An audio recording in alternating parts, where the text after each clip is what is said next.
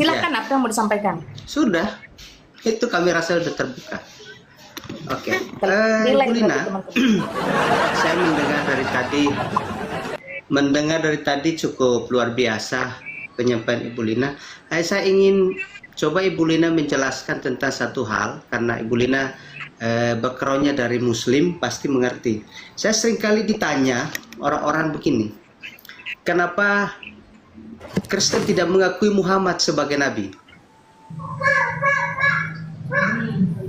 Ya, mungkin itu bisa dibahas juga supaya teman-teman Muslim yang lain mendengarkan dan bisa mendengar penjelasan Kak Lina. Cukup.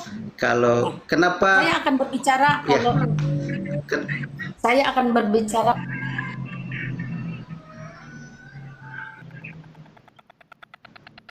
kalau kalian mute. Gini ya, teman-temanku seluruh dunia harus paham, zaman kenabian itu udah selesai.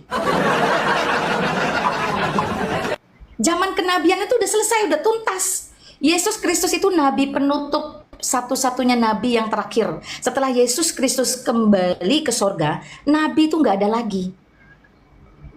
Nabi di atas segala nabi itu adalah Yesus Kristus. Apa sih nabi itu, saya tanya? Nabi itu adalah orang yang bernubuat, menyampaikan janji dan rencana Allah yang pasti digenapi. Satu-satunya nubuatan nabi yang belum terjadi itu adalah kedatangan Kristus yang kedua kali.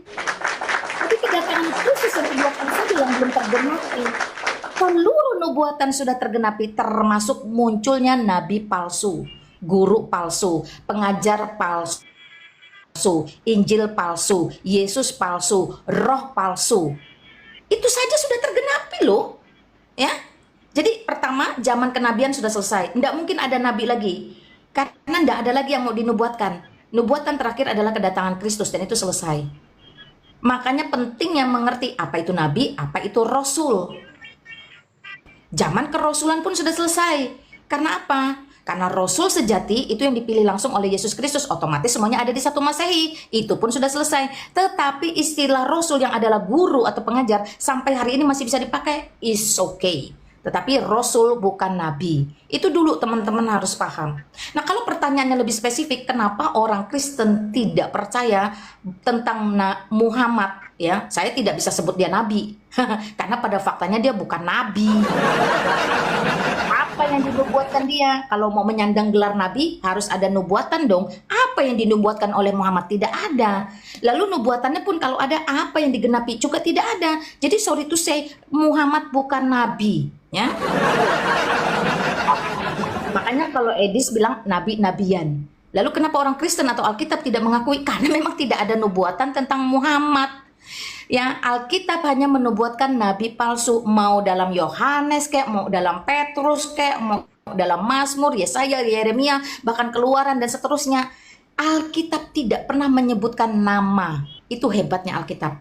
Nama seiring zaman akan muncul keluar. Kalau di sana ditulis nama Muhammad, tahu-tahu yang muncul nanti namanya Denny manusia ikan.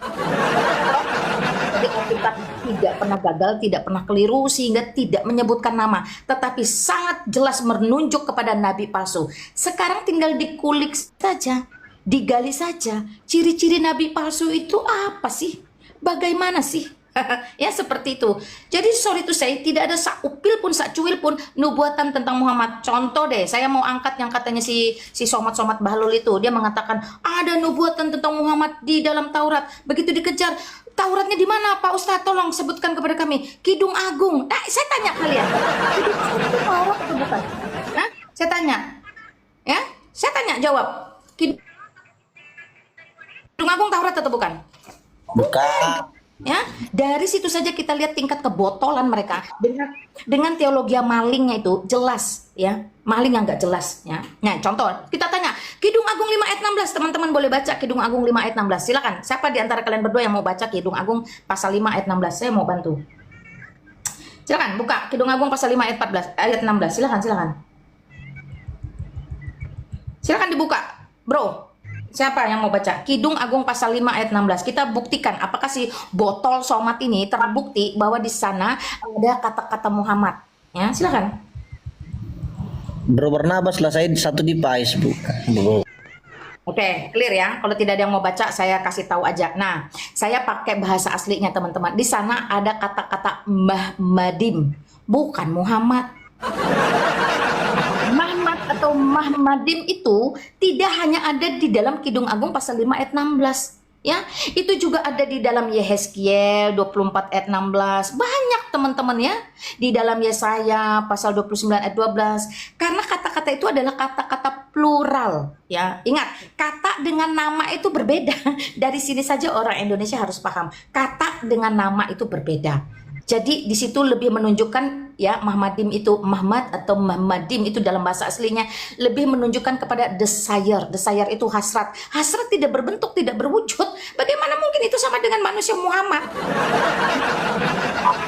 Jadi Muhammad di sana atau Mahmadim itu lebih kepada kata bukan kepada nama. Nah, ini sudah gugur gagal total apa yang disampaikan oleh si Somat Botol itu kepada dunia, kepada seluruh umatnya itu. Nah, ini fungsinya para apologet Kristen garis depan harus meluruskan dan membantah ya. Di dalam Yesaya arti kata dasar Mahmad atau Muhammadim di sana bahkan artinya itu reruntuhan. Ada yang desire, ada yang reruntuhan, ada yang roti, macam-macam karena dia bukan nama. Nah, ini satu saja yang saya bongkar ya berdasarkan apa yang ngototnya siapa sih was botol nih ya. Abdul Somad ini. Saya berani katakan dia botol.